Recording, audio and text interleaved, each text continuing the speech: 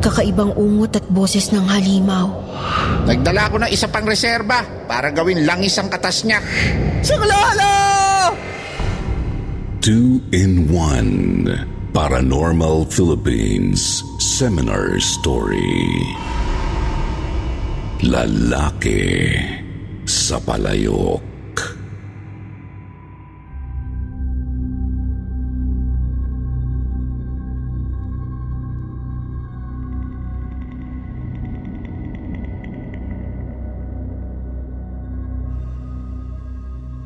Magandang gabi, Sir Jupiter. Magandang gabi po sa lahat ng mga nakikinig ngayon sa channel ninyo na Kwentong Takip Silim. Ako nga po pala si Larry, isang simpleng negosyante ngayon dito sa Maynila. Gusto kong ibahagi ang kwento kong kababalaghan na naganap mga 20 years ago na rin ang nakakaraan. Estudyante pa lang ako.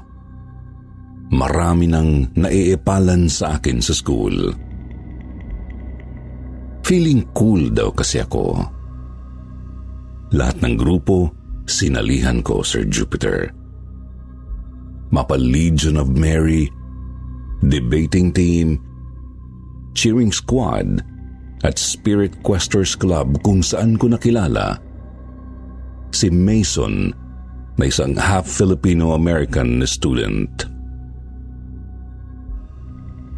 Si Mason ang dahilan kung bakit napahilig akong sumali sa mga paranormal activities ng mga paranormal groups, Spirit Questors, at mga medium outside the university.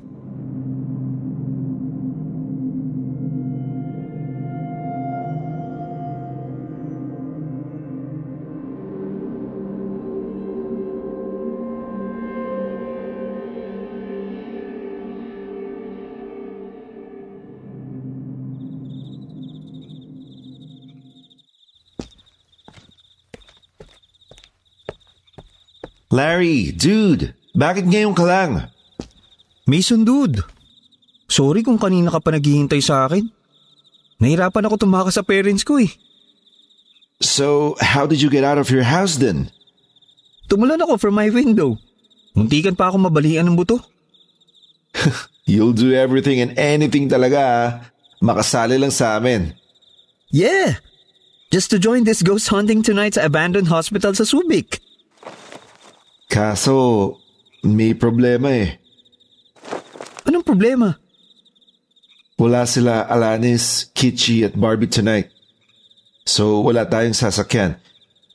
Hindi na itakas ni Kitchi yung car niya sa kapatid niya. Tsaka wala tayong medium. Wala si Barbie. May LBM daw. Okay lang yun, malakas naman ang third eye mo, di ba? Eh di tayong dalawa na lang. You know, I cannot go without them. Bagong bukas pa lang yung third eye ko. And besides, Alanis keeps my sanity. What do you mean?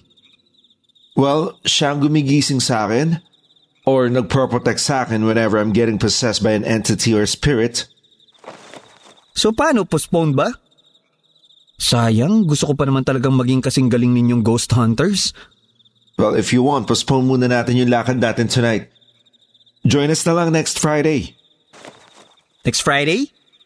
Yes, sa Sagada tayo mag-ghost hunting. May na-research kami nila Alanis na tribal spots doon na hindi pa napupunta ng ibang paranormal experts. 1 week na ghost hunting at exploration sa bundok yun. Ang sabi sa research, may mga rituals daw yung mga taong nakatira sa bundok na pupuntahan natin. Rituals and paranormal activities na hindi pa alam ng karamihan. Wanna join us? Sure! Okay, this Friday na yun ha. 5 a.m. yung sunduan sa may first gasoline station sa may NLEX, coming from Valenzuela. May sasakyan na susundo sa atin doon. Huwag ka malilate, okay? Yes! Sure! Ako pa ba?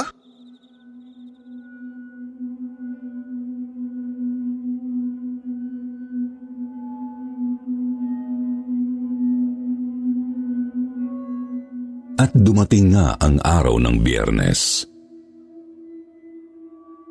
Friday the 13th pa pumatak sa kalendaryo ang araw na yun. Dahil hindi pa masyadong uso ang cellphone noon, nahirapan kaming magkontakan na magkakaibigan. 4 a.m. pa lang kasi, nasa NLEX gasoline station na ako. Ganon ako ka-excited. Nagpahatid pa ako sa tiyuhin ko na may kotse. Dumating ang saktong 5:00 habang nakaupo ako sa labas ng Jollibee outlet sa gasoline station. May shuttle bus na pumarada sa harapan ko. Luma yung bus.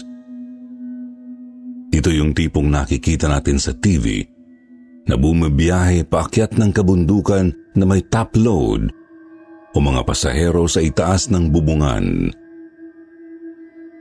Sinilip ko kung nasa loob na sila Mason, Alanis at iba ko pang mga kasama. Pero wala sila doon. Isang lalaking mahaba ang buhok na sobrang moreno ng balat ang humila sa akin papasok sa bus at pinaupo ako sa bandang likuran.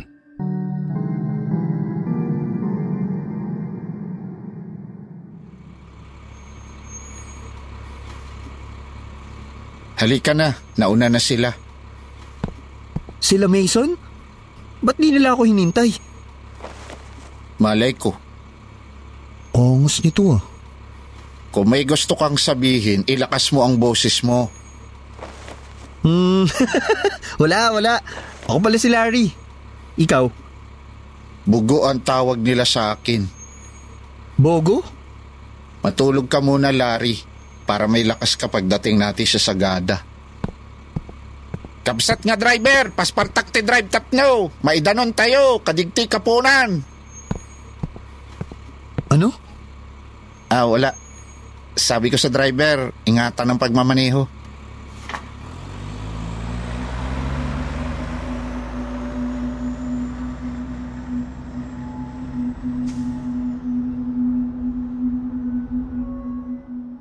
Matagal ang biyahe.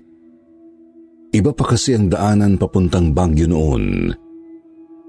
8 hours kami nag-travel paakyat ng Baguio. And another 6 hours paakyat pa ng Sagada.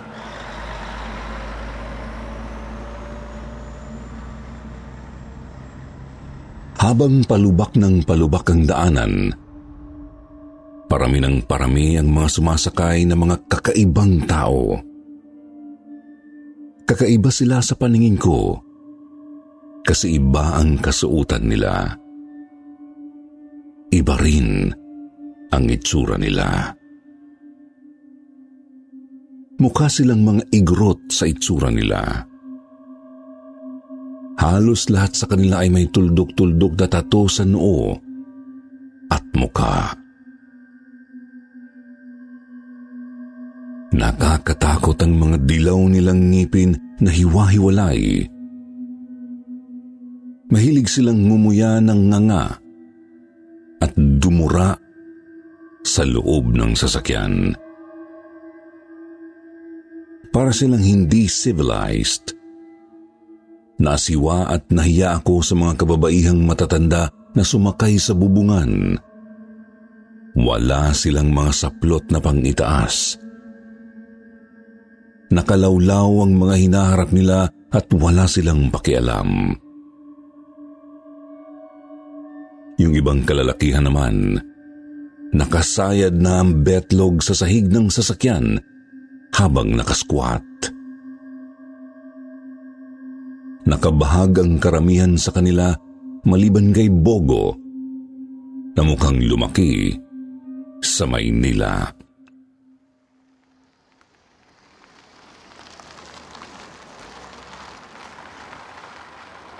Naiinip ka na ba? Ako naiinip? Masakit lang yung puwet ko eh. Kanina pa kasi ako nakaupo. Titig na titig ka sa mga katribo ko ah. Ngayon ka lang ba nakakita ng kankanay? Kangkanay?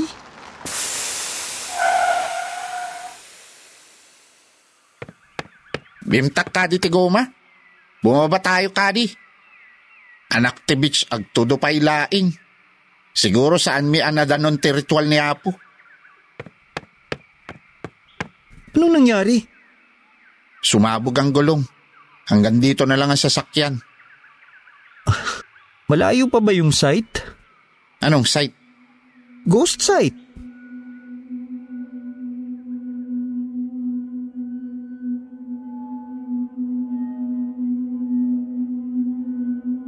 Mabilis na bumaba ng bus si Bogo, ang lalaking kakulay ng paso.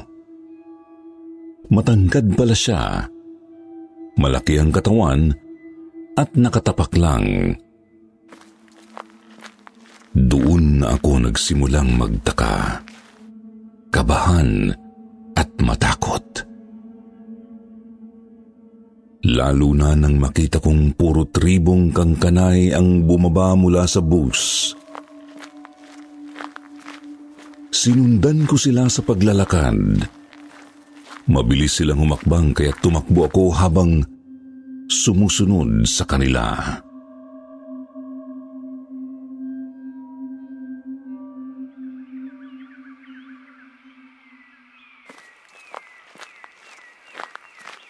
Hindi ba nasabi nila Mason at Alani sa iyo yung exact address ng ghost hunting site?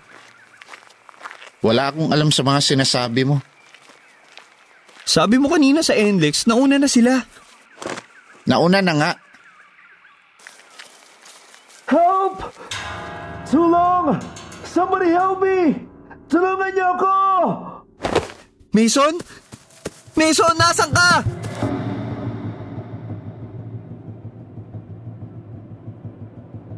Nagpasukan lahat ng mga kangkanay sa isang butas papasok sa ilalim ng napakalaking puno. Doon ko narinig ang boses ng kaibigan kong si Mason. Tumakbo ako papasok at laking gulat ko nang lumabas ako sa isang yungib. Isang maliit na daanan papasok sa isang kakaibang kuweba na hindi ko pa nakita sa Encyclopedia or National Geographic. May mga malalaking palayok na may mga kalansay ng tao. Napasigaw ako sa takot, Sir Jupiter.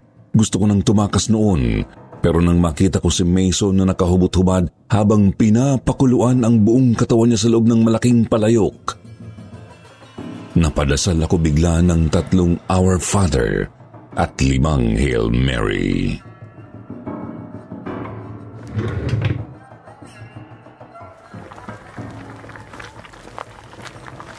Mason! Anong nangyari sa'yo? Alanis and the girls managed to escape. I was caught.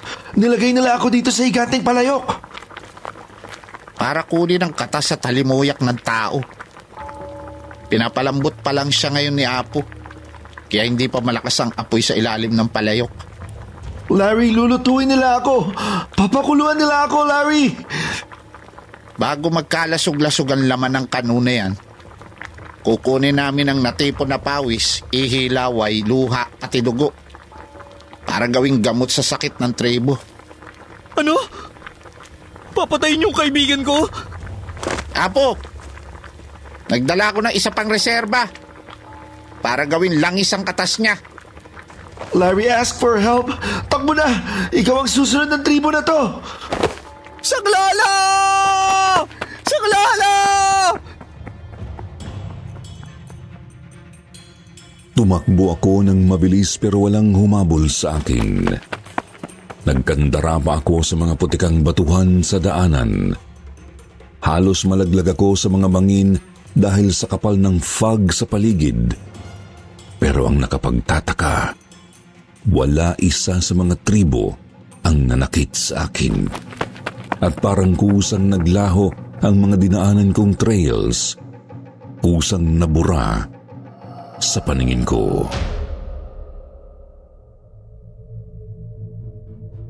Nang himalang makarating ako sa Maynila, ayaw na akong kausapin nila Alanis. Kitschy at Barbie. Kahit na anong gawin kong kwento. Hindi ko na rin nakita pa si Mason magmula noon. Isa ito sa mga karanasan kong hindi malilimutan kahit kailan. Magmula noon ay hindi na ako sumali sa anumang paranormal activity. Mas nag-focus ako sa pamilya at negosyo ko magmula noon. Dito ko na po tatapusin ang kwento ko, Sir Jupiter. Sana'y may natutunan ang mga listeners ninyo sa aking kwento.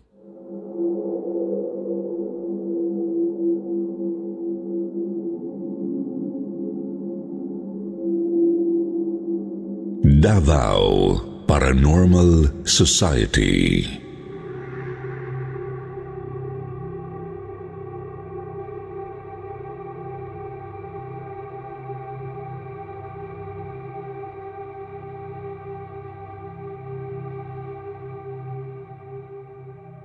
Magandang gabi, Sir Jupiter. Magandang gabi po sa lahat ng mga nakikinig ngayon sa inyong channel na Kwentong Takip Silim. Itago niyo na lang po ako sa pangalang Excella. Isa po akong tourist guide dito sa Davao City. Kakaiba po ang mga tourist spots at sites na pinagdadalhan ko sa mga nagpapabook sa akin ng mga turista, Pinoy man o taga-ibang bansa. Dahil imbis na i-tour ko sila sa mga beaches, resorts, hotels at markets, pinapasyal ko sila sa most scariest places na haunted sa Davao City. Ang true-to-life kong kwento ngayon ay nangyari mga 18 years ago lang. May 3 magbabarkada na nagpabook sa akin.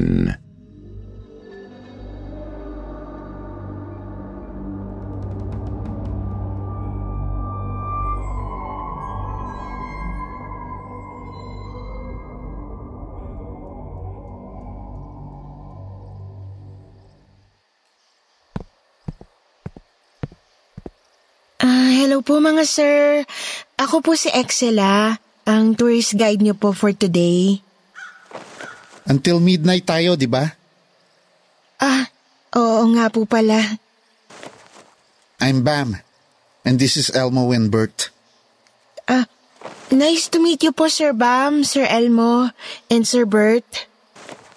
Mas bata kami sa'yo, no? So stop calling us sir. Saan ang una nating haunted location?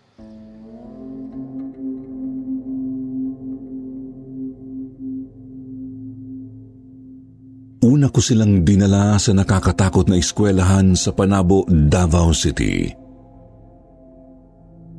Naglakad kaming 4 hanggang sa pinakamataas na floor ng nabubulok ng eskwelahan.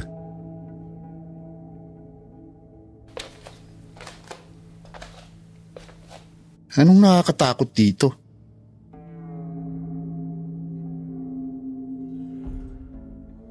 Bata pa lang ako, Sir Jupiter, natuklasan ko ng may ESP ako. Nakakakita ako ng mga multo o kaluluwa at nakakausap ko pa sila. Inilihim ko ito sa mga parents ko pero lumabas pa rin ang totoo nang minsang makita ako nila mama at papa na nakalutang sa ibabaw ng kama ko habang buhat ako ng isang matandang lalaking mukhang demonyo na dinidilaan daw ang ari ko. Doon ako nagsimulang matakot dahil nahaharas ako ng mga kaluluwa sexually, parang mga incubus.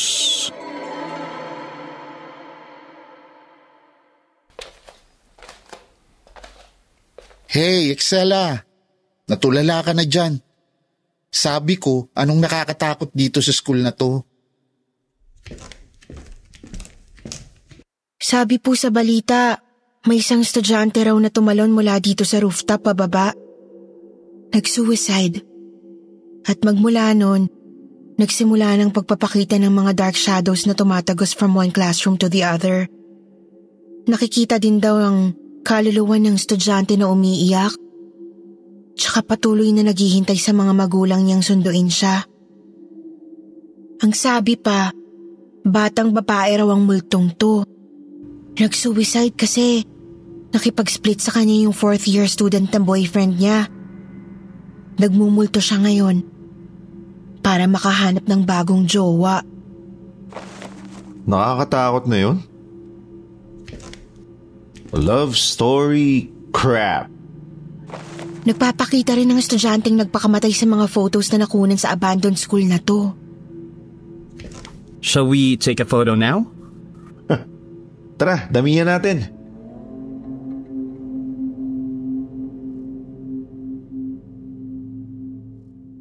Pinicturan ko silang magbabarkada ng paulit-ulit. Kahit na hindi ko masabi na may kasama sila sa picture taking. Yung estudyanteng multo, nakaakbay kay Sir Bam sa bawat shot. Hindi pa uso ang selfie noon, kaya kailangan munang ipa-develop ang film para makita ang pictures.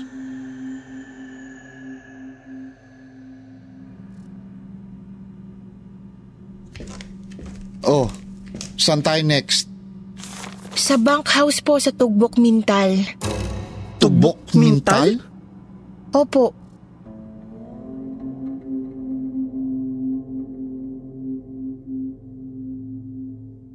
Dinala ko sila sa second famous haunted place sa Davao. Papasok pa lang kami sa bunkhouse, nakita kong namumutla na si Sir Bam.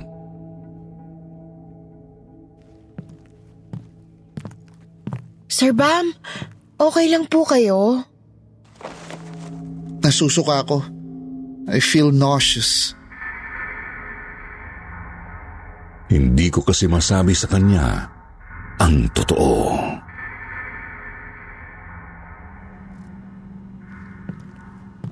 O bakit? Ano ba tinitingnan mo sa balikat ni Bam, ha? Ha? Wala po. Okay. Ano naman nakakatakot sa bunkhouse na to?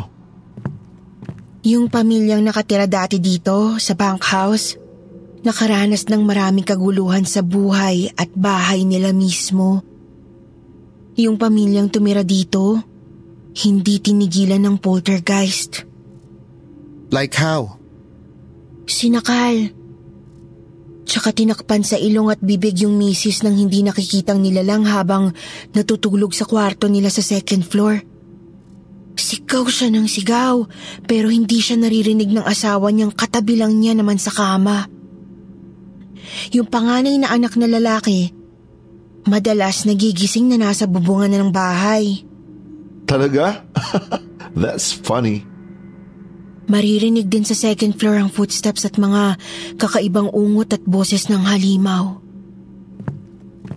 Alam mo, feeling ko nag-iimbento ka lang eh. Para sumigat ka at marami ang magpabook sa'yo. Feeling ko imbento mo lang lahat ng to eh. Am I right? Po, hindi po Sir Elmo. Bakit ko naman iimbentuhin ng isang bagay na seryoso? Eto, seseryosohin ba namin to? Oh, come on. Wag! Elmo, what happened, pare? May sumasakal sa akin. Bitiwan mo siya! Excella, sinong kausap mo dyan? Isang demonyo. Itim na kaluluwa. Sinasakal siya ng demonyo. Hindi ako makahiga.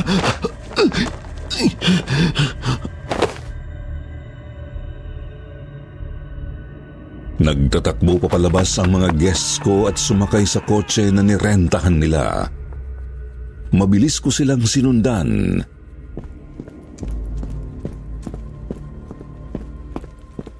ikaw may kagagawa nito. Siguro mangkukulam kang eksela ka. Ako? Mangkukulam?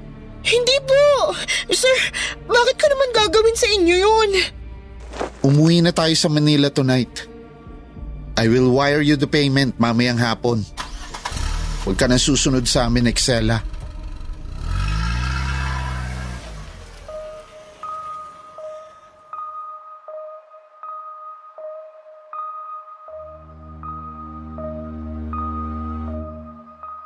Natakot at nalungkot ako ng sabay nang marinig ko yon kay Sir Bam.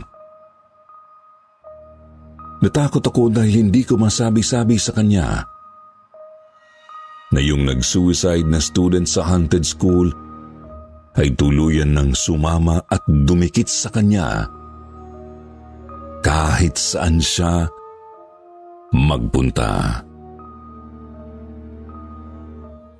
At nalungkot dahil nawalan na ako ng mga guests magmula noon. Lahat sila natakot talaga sa paranormal activity na sila rin naman ang may gusto. Hindi ko na sila nakita pa sa Davao City magmula noon. At ngayong tapos na po ang pandemic, itinuloy ko pa rin ang pagiging tour guide ko. Pero umiwas na po ako sa mga paranormal activities at haunted places. Nag-focus na po ako sa mga historical sites na mas educational at payapa. Hanggang dito na lamang po ang aking kwento. Pasyal po kayo dito sa Davao at ipapasyal ko kayo sa magagandang lugar namin. Paalam. God bless your show, Sir Jupiter. God bless you.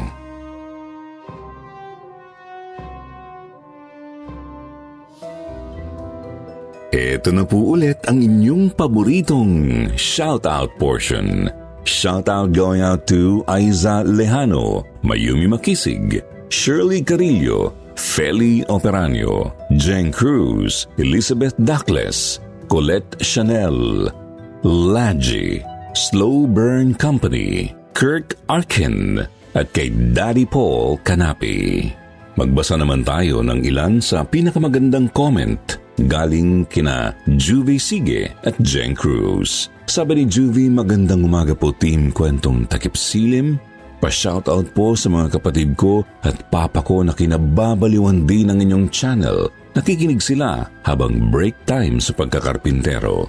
Tata Christine, Papa Junior, Topper, nakikinig sila mula Digos at Bansalan, Davao del Sur. Nakikinig mula sa UAE. Salamat po. Sabi naman ni Jeng, always magaganda talaga ang mga kwento sa inyong channel. Ganun din sa isang channel na Sitio Bangungot. Salamat sa mga senders na nagpapadala ng kanilang kwento. Hindi po kami magsasawa na makinig sa inyo. Salute sa lahat ng mga voice actors at sa mga narrators sa buong KT at SB family. More listeners and subscribers to come. Sa mga hindi po nabanggit, huwag mag-alala. Sa susunod po kayo. Huwag niyo pong kalimutang mag-reply sa ating shoutout box na nasa comment section para ma-shoutout ang inyong mga pangalan. Muli po, mula sa bumubuo ng Kwentong Takip Silim. Ito po ang inyong lingkod, Jupiter. Nagpapasalamat.